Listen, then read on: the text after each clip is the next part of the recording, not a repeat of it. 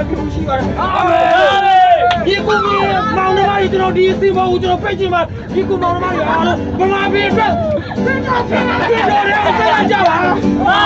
ပူတော်ခင်ဗျားတို့ကဒီရှိပါတယ်ဒီလူတော်ကြောင့်သာခင်ဗျားတို့နာဂရီကိုခင်ဗျားတို့အကုန်လုံးပိုင်နိုင်ပါပြီဒီလူတော်ကြောင့်သာ